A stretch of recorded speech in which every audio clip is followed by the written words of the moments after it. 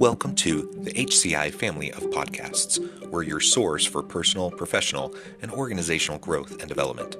We share our own original research, explore industry trends, and interview executives and thought leaders from across the globe. Join us for practitioner-oriented content around all things leadership, HR, talent management, organizational development, and change management. Maximize your personal and organizational potential with the HCI family of podcasts. Jeff Eschliman, welcome to the conversation today. So delighted to be with you, John. It is a real pleasure to be with you. You're joining us from the Phoenix area. I'm south of Salt Lake City in Utah. And today we're going to be talking about the secret to building great company culture. This is a lot of fun to talk about this topic. I think culture is one of those topics, those issues that it's sometimes hard to grasp. We often talk around it. It's one of those things I think we're always striving for, yet often not achieving Right. to find good, healthy, positive organizational and company cultures, team cultures. So we're going to really try to unpack this and explore what we can do, like what actionable things can we do today to start to create more positive company, organizational, team cultures to just make things a little bit better for everyone. We're coming back from a holiday break, and I think this is a great time to be exploring this topic together.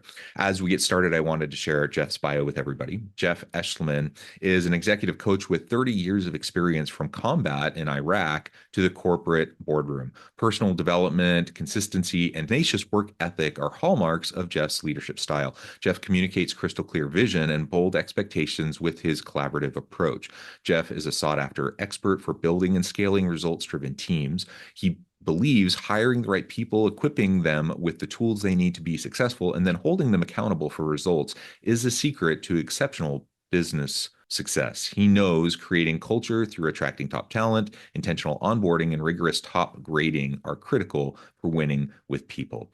I could go on, but there's so much more about your background, your personal experience and successes. But I'm going to pause there. Anything you would like to highlight by way of your background before we dive on in?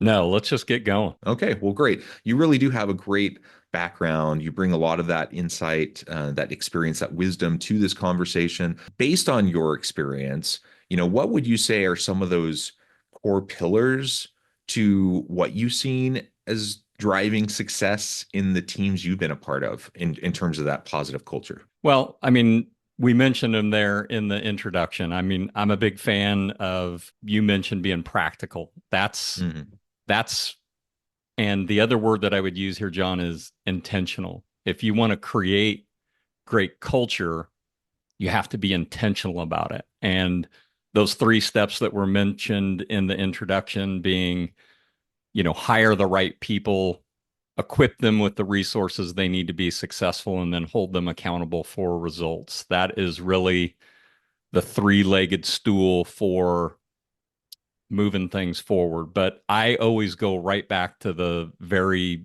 basics, the leadership development stuff. I do a lot of Dale Carnegie type work that goes right back to those foundational and fundamental principles that, he penned in the 30s. And being intentional about your relationships with people, to me, is really where it all starts, and being genuine and interested and just being a good person. Yeah, I mean, there's all sorts of complex models out there. There's lots of highfalutin ivory tower types of gobbledygook we can talk about, but when it really comes down to it, it's just about being a good person, being good to people, treating people with dignity and respect. It really boils down to some pretty basic things, doesn't it? Right. And let if you don't mind, let's just kick off on hiring the right people. And one of the, so I did this 30-year career in home building here in the Phoenix market, a little bit of a unicorn, 30 years all with the same organization. And then after retiring and then going into executive coaching, I had my own lens on creating great culture within the organization that I'd worked for all those years. But then I went out and started working with organizations, and it just, sometimes it shocks me that the level of let's call it success, right? Which is mostly financial success that organizations can have without doing those things that we mentioned, hiring the right people and all that. But it doesn't end up leading to ultimate success because I'll end up working with the CEOs and founders that have, again, financially successful organizations, but it's usually one of two things. They are either tethered to the business, right? Like the organization is not running essentially without them, which is what I think, is a worthy idea to build a business that runs without you and Yeah. not without you, but with the day to day. Yeah. So they're tethered or they're not able to enjoy, let's call it that financial success because they are so tethered to the organization that their home life is suffering, their relationships, their physical health, and or, even if they don't have one of those big three, they're not able to enjoy the success, the financial success in other ways, to be able to travel or, because they'd go away on a 2 week vacation and come back and their, business would be a crater, right? Hmm. So Hmm. to me, that's the pitfall of financial success. So for me, that's why the hiring the right people is so very important. And where I was going with that, what I see with a lot of my clients is sometimes it's even just the most basics, like having a accurate job description for what somebody's going to be doing in your organization. And if you don't, in my mind, start with that, well, then who are you going to get? You're going to get whatever's out there versus going out and intentionally and specifically searching for that ideal candidate who not only meets, I see a lot of businesses hire for skill set and experience and all of those things are critical and important. But in my mind, if you're not hiring on the core values of yourself or your organization, then that's where problems happen later. And coaching for, let's call it, behavior versus performance is one of the hardest things to do in the workforce. So it's vital to me to attract and hire the right kind of talent. And it's not easy to do, but it is possible, right? So I'll pause there and see if you want to go anywhere else. Well, yeah, I think that's right. And, a lot of times we talk about culture from a reactive standpoint. Um, and so there's a problem, right? We have some sort of toxicity in our culture, and so then we think, okay, how are we going to fix this? And certainly, if there's toxicity, we need to try to fix it. We need to try to address it. We need to get rid of the toxic person. We need to fix the, whatever the broken system or structure is. We need to infuse, positivity. We need to do those things, right? But it's so much easier to just be proactive about it in the first place. And Right. that starts with getting the right people in the first place, right? Yeah. To your point, finding people that align with your values, that have aspirational goals that are in alignment with what you're trying to accomplish in your organization. And that goes beyond simply skills alignment. So certainly, we want people that have the competencies, the skills, and the capabilities to do what we need, to get done in the business. That's super important, right? Right. But we also can train, for a lot of the skills that need to be accomplished. And sometimes it's harder to find alignment in terms of the values and the mindset and some of those sorts of things. And so it's really, really important to keep in mind that the cultural piece, the fit piece, the values congruence and alignment piece, those those really can be tough. And so we need to be super intentional about how we craft putting the the team together and creating that culture in a proactive way on the outset. Uh, it's hard enough to do it that way and then to maintain, and to cultivate a positive culture in that kind of an environment. Sure. Um, you know, and then if you're trying to fix and to nurture back to health a sick culture, that's so hard. So just trying to be as proactive as possible is always the better approach. Right. And what we're talking about here also presupposes that your organization has its purpose well defined and its cult in its core values and core competencies well defined. To me, that's the North Star. I've ran in business for the last 15 years of my career, a one-page strategic plan that talks about core purpose, core customer, then its core values, core competencies, and really defining what you want that to be, to me, is that predecessor to going out and searching for, again, like we're discussing, this right candidate. Yeah. So let's assume we do, we have a good job description in place. We actually know what we need. We have a clear take on our strategy, our vision, our values, what we actually, when we're thinking about congruence and fit, when we think about all those things and the skills, the competencies, the capabilities that we need, when all of that's clear to us, we go out, we find the right people, we form the right team. Let's assume all of that's in place. And that's a huge assumption, right? Because that's really hard to do. But Right. let's assume all of that's in place. Now what? Like now, how do we go about, moving forward to further create and maintain and sustain this positive, healthy culture? Right. And that's a good segue into number two, which is equip your team with the resources they need to be successful. Right. And for me, that even starts in the interview process. So Mm-hmm. when you're crystal clear about who you are and what you do and how you do it, you can oftentimes screen folks out just in the interview process, right? To make sure that there's alignment there. But let's say that you've gotten past that part and we found an ideal candidate. Here's another thing that I find in business that, and this is one of all the things that we're going to talk about that are hard to do. Here's a really easy one that I also see organizations not do, which is how well do you onboard a new Mm-hmm. team member, right? Mm-hmm. And so, even just the basics of having their workspace set up if they're not remote, if they're in person, making it special for my old boss used to, John, equate this to like starting fifth grade, Mm-hmm. right? And it's one thing to even just start fifth grade, even if you're at the same school and you're this, dorky kid. But, imagine you were going to a brand new, school in fifth grade and how alone you feel. And he Mm-hmm. used to always remind us that when somebody starts in our organization, it's like that. It's like you're going to school for the first time at a new place. And it's our job to not only just make them feel welcome, but celebrate the fact that they chose you.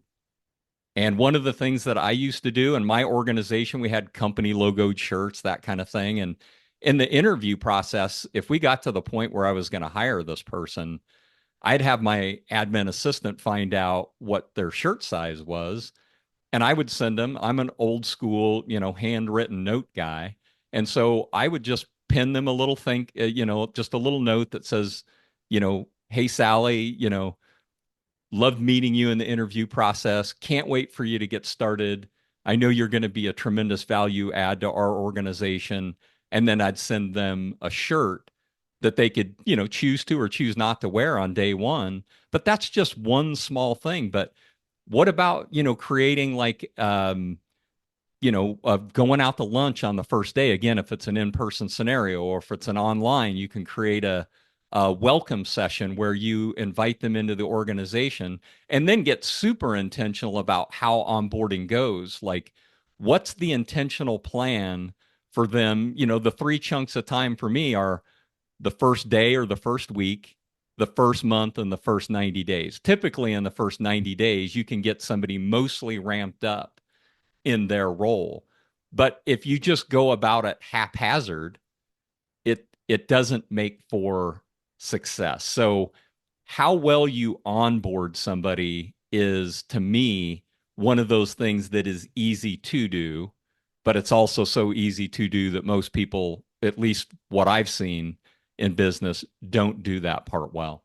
I agree. I think most don't do it well. Most, in my experience, most really don't do it much at all. Like you show up, they'll do like onboarding is you show up and you do your HR paperwork. You choose your benefits package, your plan, health plan, whatever. You do, you sign, you fill out your direct deposit form, you do some of that kind of stuff, and that's Sure. your onboarding. Right.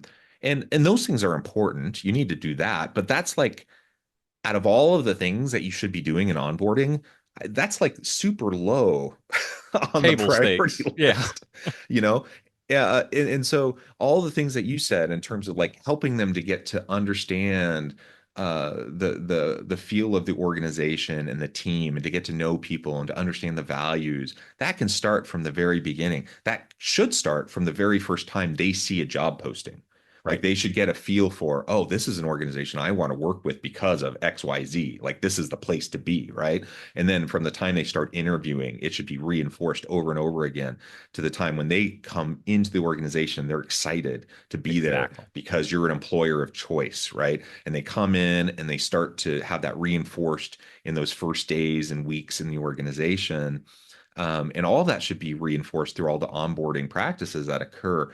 And then it's just a huge swing and a miss from a lot of organizations. It's just a Right. missed opportunity that they just don't do it. Right. And someone shows up and you miss out on all that goodwill, that honeymoon period at the very beginning when people are so ready and willing to just kind of give themselves to the organization. And you lose that momentum. Right. And people are just so excited and ready to hit the ground running, and instead, they just kind of get thrown into the weeds, and they don't really know what they're doing, and people don't really know what to tell them to do, and Right. it's weird how unprepared teams often Organizations are are. for the new people that come in. Yeah. Another really fun thing to do is if you can assign somebody an onboarding buddy, which Hmm. is somebody else that's already tenured in the organization, and not that they're holding their hand through the onboarding process. I really believe that's the hiring manager's job. But when you're, again, I said, if you have a really intentional 90-day plan to get people ramped up, if you have somebody that's an onboarding buddy, it's like, hey, Sally, welcome to the organization. John is over here in accounting, but he's going to be your onboarding buddy, even though he's not in the same department. You're going to get a lot of information here over the next 90 days about who our organization is, how we operate, what we do. But anywhere along the way, like you're going to Hmm. be drinking from the fire hose. If you have any questions, or even if you're going to meet a lot of people in the organization and you might forget who, you can always reach out to John, and he can either do one of two things. He can either A, provide you the answer and maybe show you how to fill out your time card or whatever, or he can help you find the right person in the organization who can help you on whatever question that you have. And that's just another really simple thing to do in an intentional onboarding process. That, and again, let's go right back to the beginning. I'm into very practical, like, ways that you can, I would almost call it game the system, right? And like you Hmm. said, there are so few that do this, and this isn't even one of the hard things, right? So that's why I think that's so important. Yeah. Okay, so you get the right people in.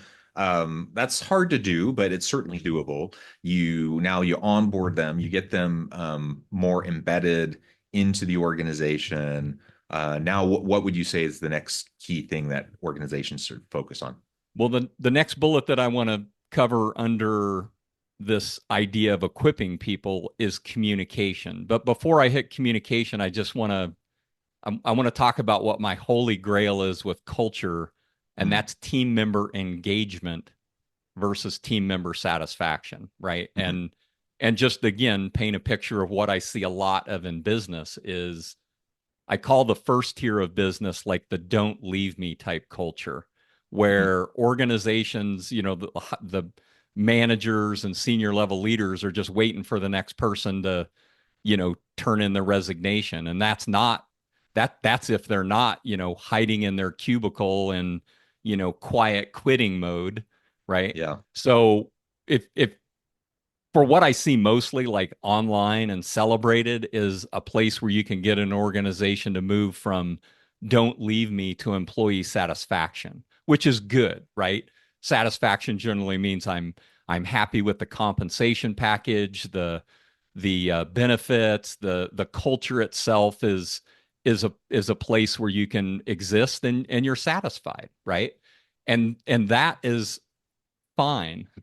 But if you really want to create an A player culture and you want to create the kind of place where you get, again, my holy grail is engagement, right? Mhm. And I love to use sort of a negative analogy, right? Like Henry Ford used to say, like, why did I hire a person? I hired them for their hands and I got the whole person, right? Like smoke breaks and all. Hmm. And that's the negative side. But employee engagement for me or team member engagement is when you get more than their hands, you get their heart and their mind and you get their ideas and what I've seen in engagement is you get more of everything. Like you get more than you're paying for in the comp plan and all that. And that is engagement where people are excited to do what their role is. They're excited to work in your team engagement or they're in your team's mission. You're all focused on the same purpose and vision. And so when you can create team member engagement, to me, that's the holy grail. Now, I said all that to tell you this, which is the key to all of that is effective communication. And I mean at the one-on-one team member level, and let's put that one as B, but let's talk about at the A level, which is how is the organization communicating again the mission, the vision, the values, but then what is the business and how are we doing? Here's the business plan.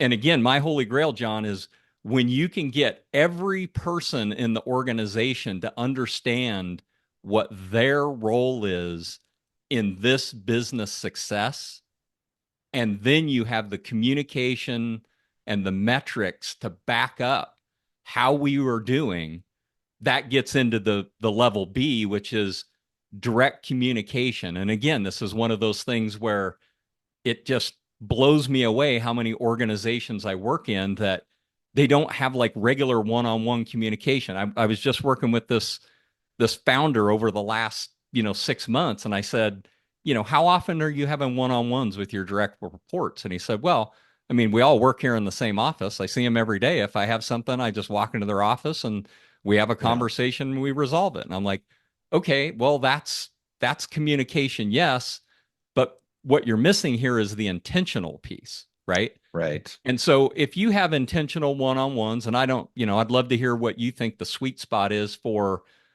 one-on-ones. My personal is 2 weeks. I have organizations that meet or individuals that meet on a weekly basis, or even later in my career, I was able to stretch mine out to monthly with my direct reports because we were having daily huddles and regular communication. But all of these were super intentional. And the Hmm. reason I think the one-on-one meeting is so vital is, and here's another little aside, I personally believe that the team member should run the one-on-one, not the leader, not the manager. And I have a really simple three-step process. Number one on the list is you tell me how things are going. Tell me, it's your job description, it's the company initiatives, it's the how many sales or the cycle time is the budget, it's all of the performance level metrics. How are you doing? And then number two on the list is how can I support you or how can the team support you? And then number three on the list is now I'm going to tell you how I think you're doing, right? Hmm. And it's not just the performance and the metrics and all that, although that's probably 70% of it. 30% of it is coaching on behaviors, right? Hmm. And again, like I mentioned at the outset, that is not easy to do in business is to coach to behavior versus what's more common in business is to coach to performance. But if you're not coaching to behavior, in my estimation, you're not going to build an A player culture. You're not going to build something that you have team member engagement. And so those are vital conversations because we've all had this happen, right? If you're sitting in, let's say it's the round table meeting, and somebody from marketing is reporting out on what's the marketing plan for the next 6 months, and one of your direct reports starts rolling their eyes in the meeting, right? Now that's one of those things that is very subtle, and yet it can be very powerful in a negative way. And I'm a big, again, go back to Carnegie, I'm a praise in public guy, I'm a coach in private guy, right? So I want to pull my direct report either right after that meeting, if need be, but in our next one-on-one interaction, like that's going to be something that we discuss in their one-on-one, is the negative effect that body language and things of that nature can have on the group as a whole. And if you're just the kind of manager who leads or leader who leads without having regular intentional conversations, after the meeting wraps up, it's like, hey, Bill, you got a minute? Right. And it sounds like you're going to the principal's office, and maybe you are. But if you have regular interactions, regular one on one communication where you're talking about both behavior and performance, then this is just what we do here. Right. And you have these subtle cues, and it's coaching rather than discipline. Now, it can get to discipline if things aren't going well. But when you run your style in a coaching manner, to me, that is just so much more effective. Yeah, I like that. I absolutely agree. The best performance management is developmental.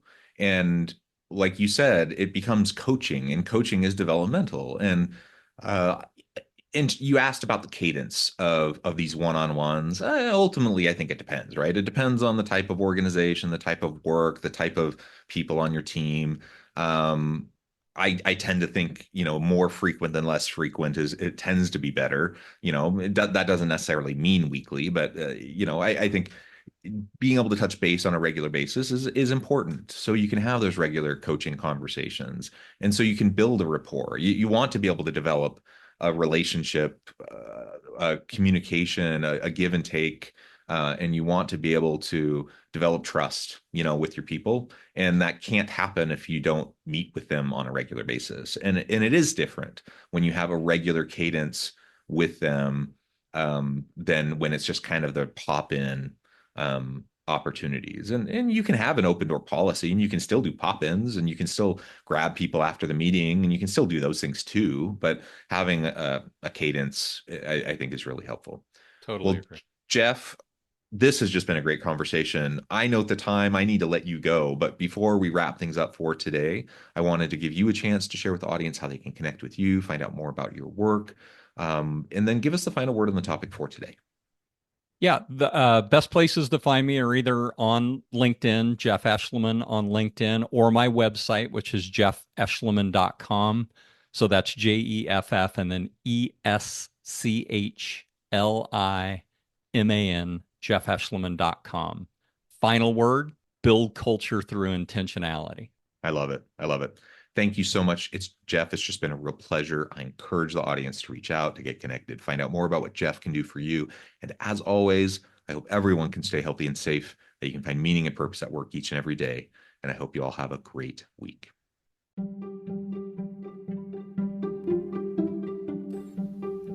Thanks for joining us for this episode of the podcast. We hope you stay healthy and safe, and please join us again soon.